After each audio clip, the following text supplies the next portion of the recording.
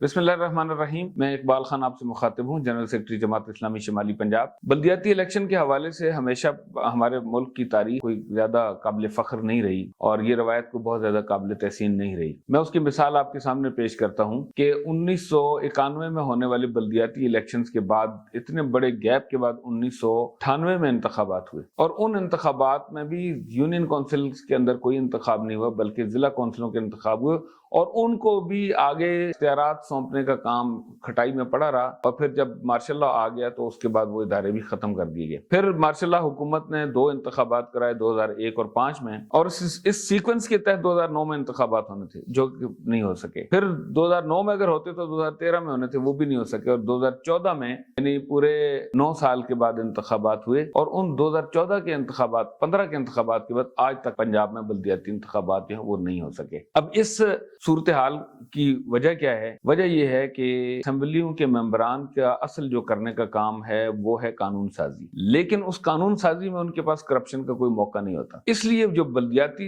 इदारों के करने के जो काम है, तरक्याती काम, उन्होंने उनके इख्तियारात अपने हाथों में लिए होते हैं और उन फंड्स को वो इस्तेमाल करके 2 काम करते हैं। एक तो अपनी जेब भरते हैं और दूसरा लोगों को ब्लैकमेल करते हैं। और जब लोग ब्लैकमेल होते हैं तो वो जो काम असेंबलियों में बैठ के उन्होंने नहीं किया कानून साजी का, मुल्क के हकीकी फलाह का जो मंसूबे बनाना और पॉलिसियों पे नजर रखना, ये अंगूठा छाप जो हमारे MNAs MPs हैं वो कर नहीं पाते। लोगों को जो कंपनसेशन देते हैं वो तरक्याती कामों की, जो उनका सिरे से काम ही नहीं। इसी वजह से ये कभी भी नहीं चाहते कि मजबूरी तौर पर मुल्क में भी कोई अच्छा बल्दियाती निजाम हो और लोगों को एक बेहतर क़यादत मिले।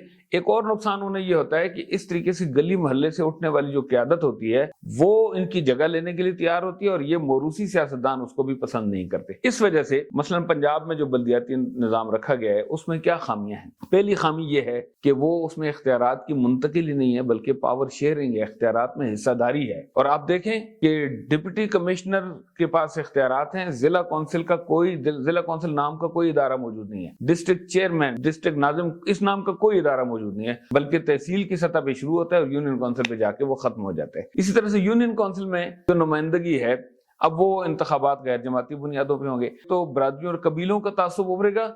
और दूसरा उसके नतीजे में क्या होगा कि एक बेजमीरी का सिलसिला शुरू होगा, जमीर फरोशी का एक पूरा नया कारोबार शुरू होगा, हॉर्स ट्रेडिंग होगी और 1 महीने के अंदर उन लोगों ने पार्टियों में शामिल होना होगा। जाहिर है कि वो दबाव के तहत ही होंगे और उसमें ब्लैकमेलिंग भी होगी। एक और चीज जो होगी कि चेयरमैन और वाइस चेयरमैन का इंतखाब पब्लिक के वोटों के बजाय काउंसलर्स के वोटों से होगा। ये कितनी बड़ी धांधली है कि उसके नतीजे में लोगों पर दबाव डालकर अपनी मर्जी के लोगों को मुसल्लत किया जाएगा। ऐसे बड़े बड़े ब्लंडर्स हैं जो मौजूदा बल्दियाती एक्ट 2025 के अंदर किए गए हैं, जिसके खिलाफ आवाज उठाना जरूरी था। और इस मौके पे अगर हम आवाज नहीं उठाएंगे तो ये जमहूरियत के साथ और पाकिस्तान की सियासत और आइन के साथ खिलवाड़ को बर्दाश्त करने का नाम है। इसलिए जमात इस्लामी ने फैसला किया है कि हम 15 जनवरी 2026 को पंजाब के अवाम के सामने सवाल रखेंगे रेफरेंडम की शक्ल में कि आपको ये काला कानून मंजूर है या ना मंजूर है। हम इसलिए ये चाहते हैं पूरे पंजाब के अवाम अपने दिल की आवाज का इजहार करें और उसके नतीजे में हम इन हुक्मरानों को मजबूर करें कि ये जो फॉर्म 47 के पैदावार हैं, इनकी पार्टी गैर मकबूल है, ये लोगों का सामना नहीं कर सकते और इनके MNAs MPs ने जो एक कार्टल्स बनाए हुए हैं कमाई के सियासत के नाम पर, उसको हम डिस्करेज करना चाहते हैं। हम इस बल्दियाती निज़ाम के अंदर तब्दीली करवाएंगे। जो खामियां हैं इंशाल्लाह हमारी कोशिश है कि वो दूर हों।